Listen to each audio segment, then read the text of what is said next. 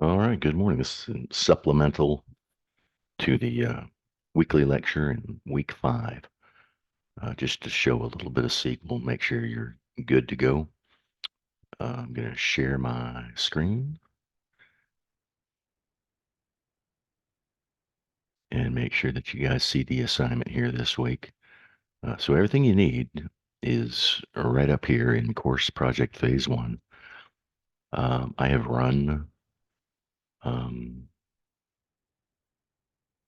the MySQL text, and it creates the database just fine in my instance of MySQL, which is actually MariaDB running on Amazon Web Services. You don't have to install this on your own computer, but um, that's the instructions that are provided if you don't have access to a cloud provider. So your deliverables SQL file, your last name project one query.sql. So I went over to Explorer and just created this file. This is what you'll turn in. I called it Walker Project Phase 1. Okay, so that's what first deliverable.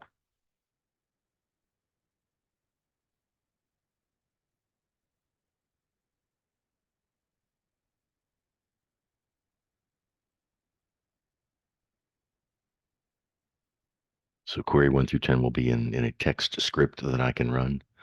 Um, but then I'll need a Word document, your last name project, phase 1 output, .doc. So I'll go create that.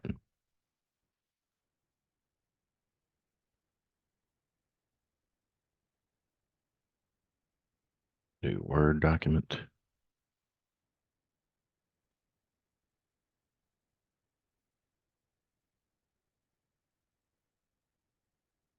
Walker.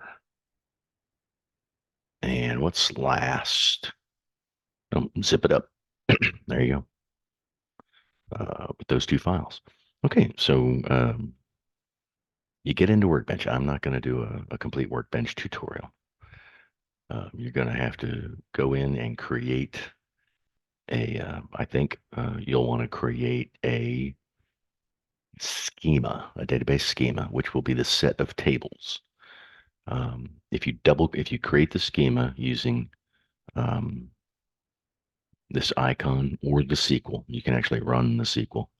Um, you open up that script and you execute with the lightning bolt here. Drops anything that's already in the database and creates a table. You'll notice there are um, primary key constraints, but there are no relational constraints. So this may or may not work automatically to create a diagram because it doesn't necessarily know how this data is related.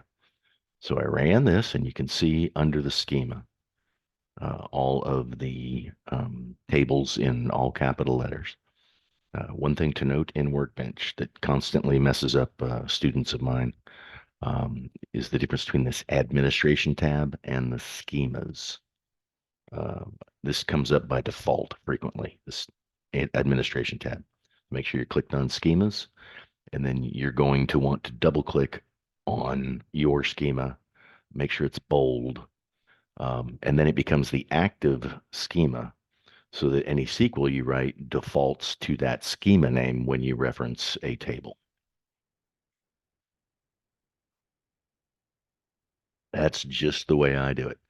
Okay, so once you open that, file open SQL script, it'll create a tab.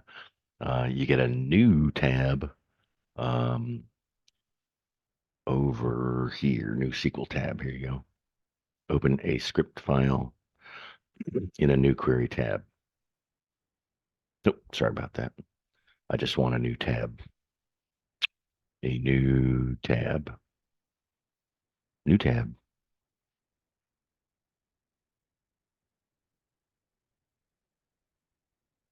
There it is. Very first icon. And it defaults to this SQL file 7, 8, 9, 10, 12. Okay, so you are ready to query your database right here.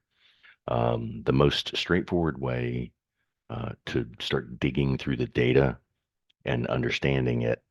Remember, we're dealing with tables, columns, and rows.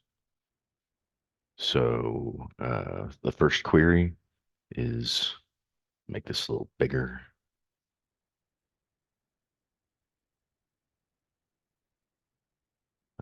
Write a SQL statement to produce student's first and last name. Pretty straightforward. So remember, good form is all capital letters. And whenever you're displaying something, it's always a select. We'll be doing lots of select. Okay. So uh, we need to know exactly what the student last name and first name are called. So you expand the student table here by clicking on the arrow and columns. And now we see our naming convention, last name and first name. So easy enough, right? Select last name and um, you separate um, columns with a comma, last name.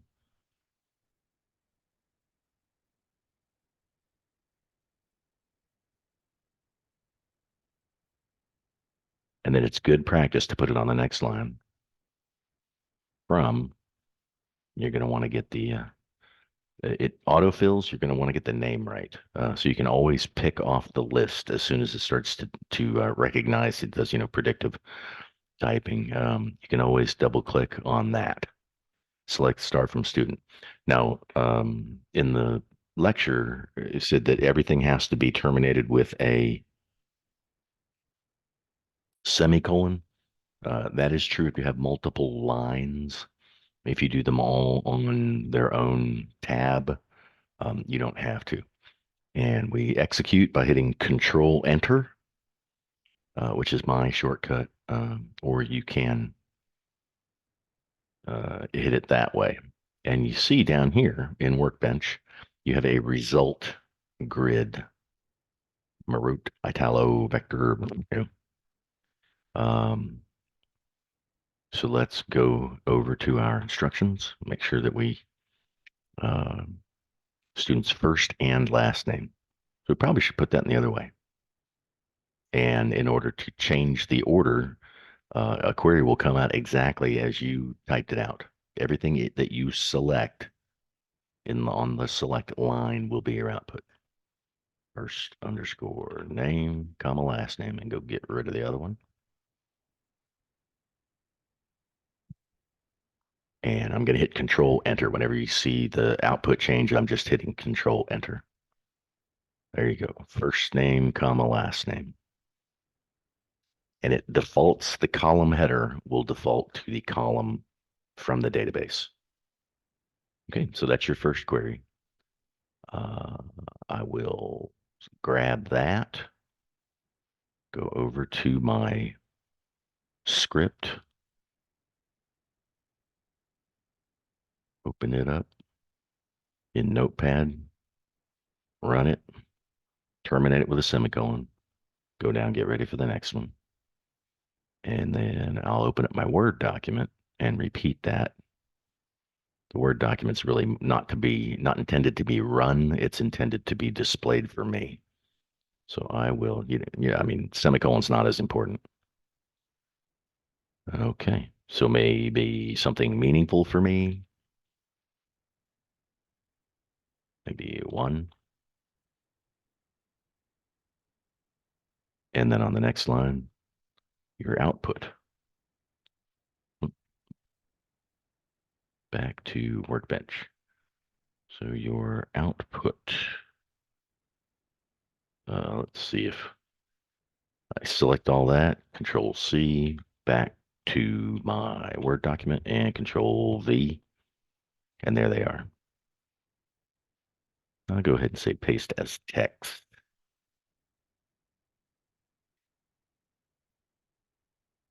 Text only.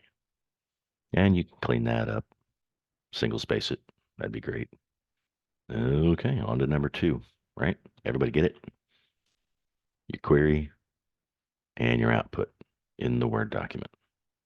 I'll do query two, and then we'll goof around a little bit here and make sure you understand some of these clauses.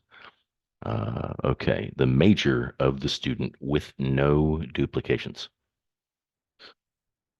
So that's all you want is the major. Do not display the student names.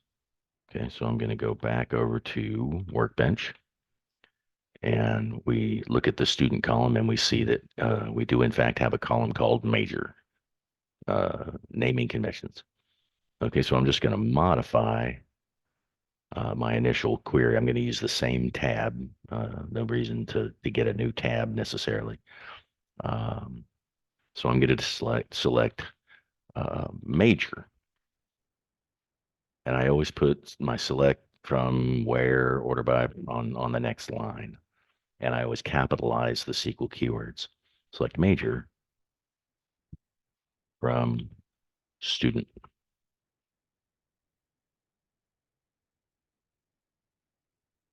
from. Oh, and you get a red X if you run into trouble and you see this red X. Um, that lets you know you have some sort of syntactical error, and it goes away. Select major from student. Another window to look out here is your output. This is not, um, I mean, it tells you how many rows and how long it took to execute. Don't paste that into your Word document. I don't really care about that.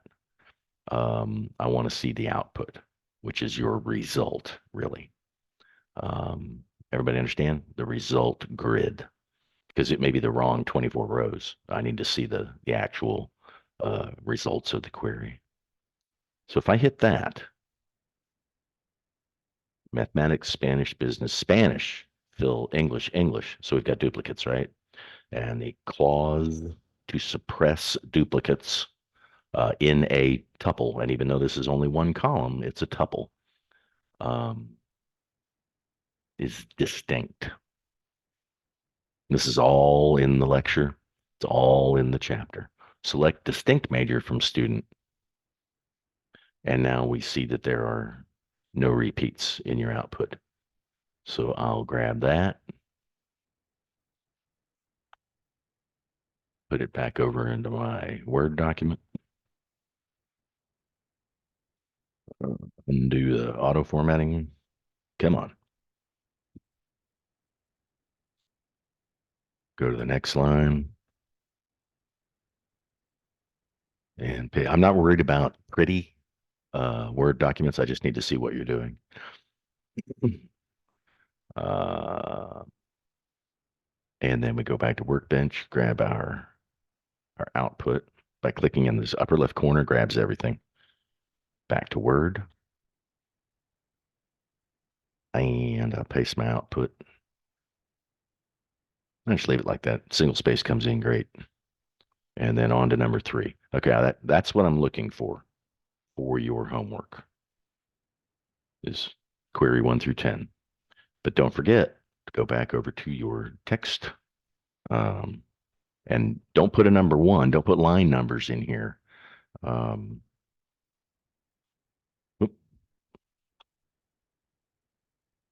Got to go back to my query. Put these on separate lines with the semicolon at the end. So it will run like your create script ran. Okay, so these are just the queries in your .SQL text file. Okay, you'll turn those two files in, the Word and the text file. All right, so let's do a couple more here. Make sure you're on your way. SQL statement to produce first and last name of students who live in 32828. So we're not displaying the zip code. We're only displaying first and last name.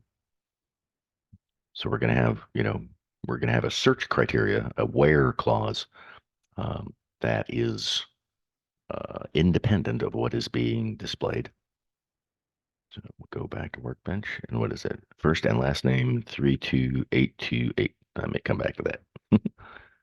uh, so we'll go back to First name, comma, last name from student.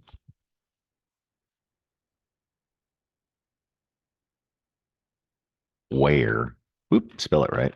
Where, and then what do we have? Zip. We see in our database here, zip.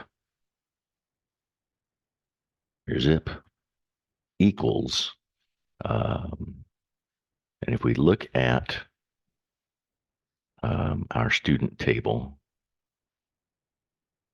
I'll click on it. If you click on the table, you get a nice little display in the lower left window, the information about that table. You can see the data type. So zip code is numbers, but um, it's not an integer data type. So you need to treat that as a string. So in the where clause, you would have quotes, double quotes, 3282. Oop, and no red X's. Everything looks good. I'll go ahead and put the semicolon. Doesn't hurt anything. And control enter. Only Italo Marote lives there. And if you want to verify that, you can always display it next to. Um,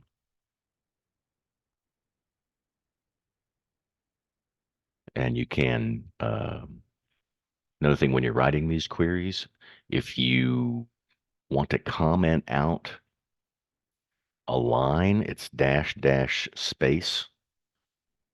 Um,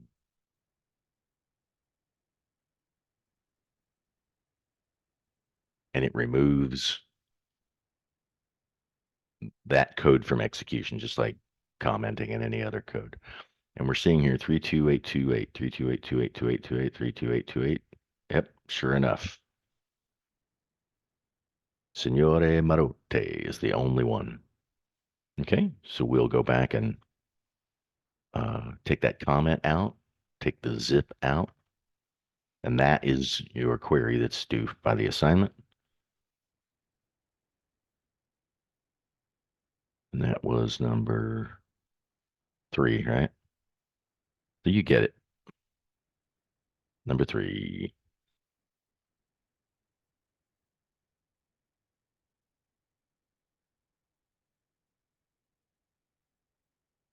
Let's see.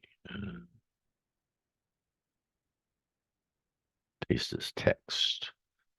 Eh, I hate Word. Like I said, it doesn't need to be pretty. And then make sure you put that in your notepad. Okay. So I'm going to go look at the homework and talk about them, but I'm not going to do anymore.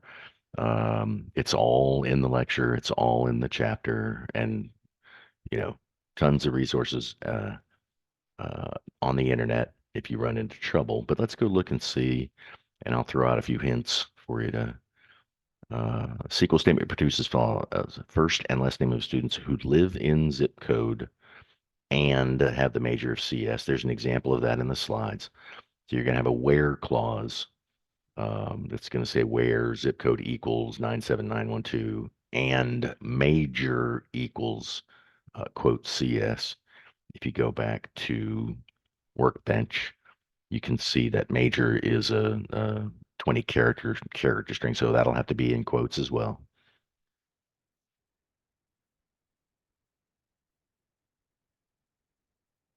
First and last name of students who live in the zip, or um, so you can have a where clause that's and it's just like any other and statement in any other language. Both have to be true. You can use an or between conditions in the where clause, and either can be true, and it will return their row. It will return that row. I don't say tuple. I say row. I'm a kind of a database guy from way back, and I think in tables, columns, and rows. And then first and last name of students who have the business major of business or math, using the in. Um, so in will check a list. So I haven't rehearsed this. I'll go out on a limb here and write this one. So I'll just grab the instructions and go back to Workbench and paste that in and just kind of get rid of what I don't need. Home SQL statement. Yeah, spell his first and last name. So I'm just getting rid of the instructions.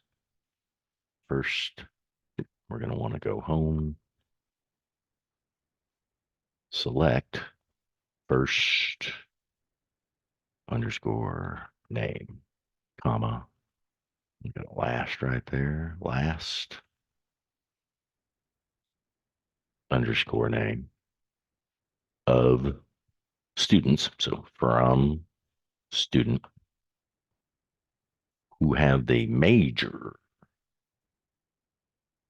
Okay, so put that down on the next line. Where uh, major um, in checks a list of values as opposed to equaling a string. Uh, let's try this. We're major in, let's go ahead and do the wrong thing. Business, and then a list of values in SQL is just like you'd think. This is not going to work, I don't believe. But like I said, I like to show my mistakes because we're all human, and uh, I believe that's the instructions, right? Well, let's see what we got here. So no red X. So it's syntactically correct, right? It's going to check to see if the major column for that student is either the string business or the string math. And I'll hit Control Enter and run that. Oh, it did work. How about that? Douglas Yostin. I was expecting it to be a code for major. So let's comment out that where clause and add major up here and display them all. So we're going to select the first name, last name, and their major. And I've commented out the where clause. Sure enough. And look at this. It's non-case sensitive in the string, which bugs me. But um, there's ways to compensate that. But this will work. Business, math, English. Normally that's a code, but you can scroll through your output here. And if I uh, business and math, I see that we got uh, Marote, Yostin, business or math, Diaz Gonzalez, Delamy, oh, math. Oh, there you go. It's not math, it's mathematics. So it's not case sensitive, but it is, you do need the entire string. Uh, and now we get everybody. Oop, got a comment. Got to remove the comment. There we go. Now we get business and mathematics. There we go. That's bothers me. It should be case sensitive, but that's the way MySQL operates. Okay, so everybody gets it, right? There are that's half of them. There's a between operator, yeah, between 1 and 5. Um, figure out the syntax for that. M that starts with an M will use wild carding. So you'll use like M percent sign, I believe will work. If you used M underscore, it would look for only a 2-letter last name. So you'll need the wildcard percent sign. And who have a 0 in the second position of their first name, a sort of lowercase o. So that's going to use the underscore wildcard in the first position and then the O. And then a percent sign. So it checks just that second position. Fool around with it, get comfortable with it. A lot of you have already written SQL, so this is easy stuff. You'll notice there are no table joins here. It's really simple, straightforward SQL. One table, single table. Looks like, uh, and there's a nice hint. You got to use the count of star. Count of star is different than count of a column name. Count of star will grab the entire tuple. Count of a column name um, will suppress counting nulls. So that's you want to make sure that that's different. And then we got a group by. There's a bonus. Group by status. That's uh, its own clause. If you absolutely cannot get the number 10 working, shoot me an email before Friday, and I'll see if I can't take a look at your code. Just shoot me an email with your code, and I'll take a look, and then I'll run it. And there's your grading um, rubric. Okay, now there was one other thing I wanted to show you in Workbench that isn't intuitively obvious, and it's been a while since I watched the video. I don't know if my colleague goes into this or not. So let me go over here and generate the diagram for this database that you may find useful, rather than expanding these tables and columns over here as you work with this database. So I've got my schema highlighted. That's my default schema. If you go to, I think it's database reverse engineer, it will look at the data. Remember, the database knows all. It is watching your data. It knows what columns are legal. It knows what tables are legal. It knows the constraints that have been placed upon the database. It is software that is providing a lot of functionality that you would normally have to write just ridiculous amounts of code to have the same functionality. So since it knows your database structure, Workbench will, as an application, will go in and draw an enhanced entity relationship diagram, which is what I think most of us are using in a corporate setting, as opposed to the theoretical um, diagrams that we used in the first couple of lectures. So I'm going to hit reverse engineer and get the wizard. It wants to know what connection, which of course is the connection I'm currently using. So it'll be for the same for you. So it connects to the database, grabs all the schemas, and lets you choose what you want to do. So I've got multiple schemas, right? Uh, so I'm going to choose my ITS538 schema. That's where I loaded up this little student database, this little college database. So I'm just going to do a diagram of it. I'm going to hit next. It goes in, checks out the data, tells you everything that it's doing, um, and generates, um, just from that one schema, generates an entity relationship diagram. Um, you're going to want to import all those objects, and by default, it'll uh, place imported objects on a diagram. There's other things you can do with this tool. If you're a database developer, you're all about these uh, graphical user interface integrated development environments. Um, so I'm going to execute, and that will actually render the drawing. And it does its best um, to put everything where it belongs. Operation successfully completed. You hit next, and it lets you know, yep, got 10 tables in our database, got them all drawn. So let me maximize my screen. And you'll notice here that there are no lines connecting these tables.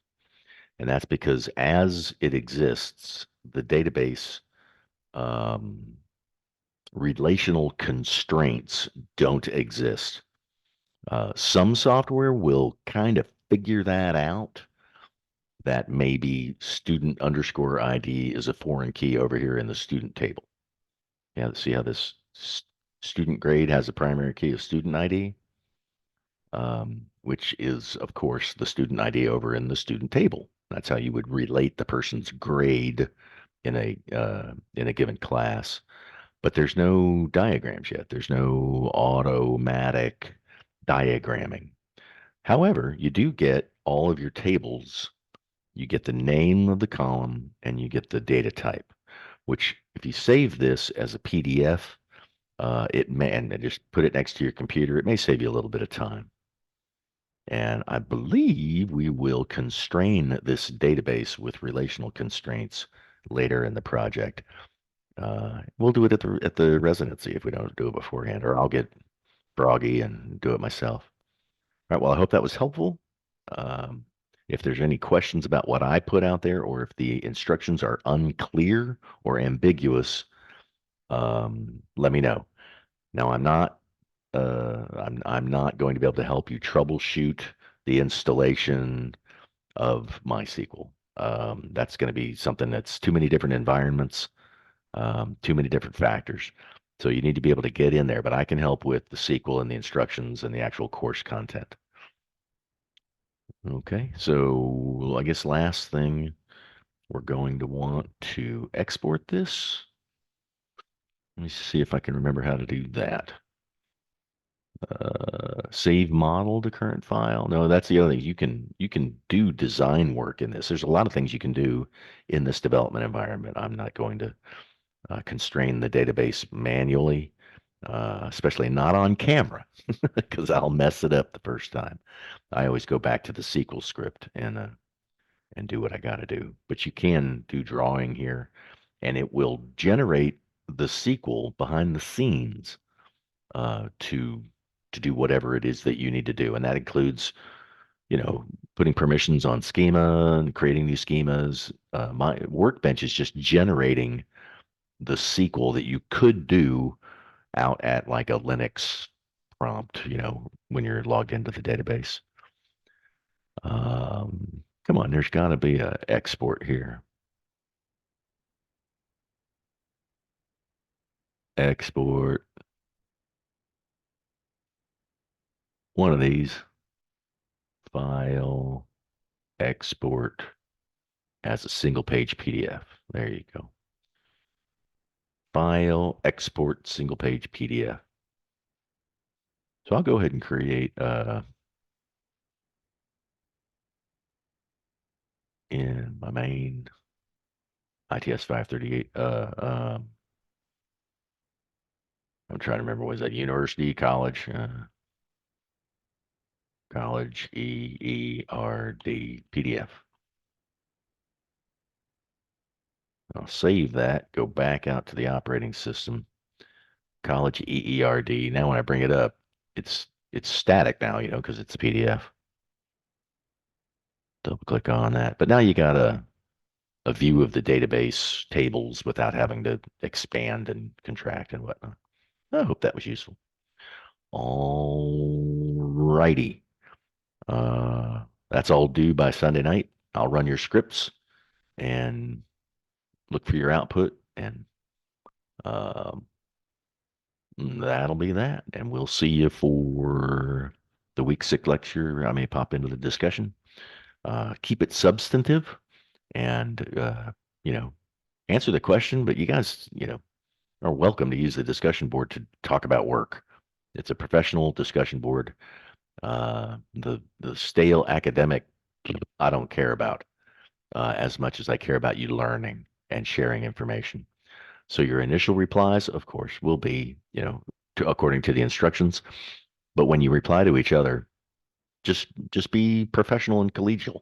Don't try and be academic or sound smart or anything like that. Okay, well, I'm gonna stop recording and get this posted. See you around the class.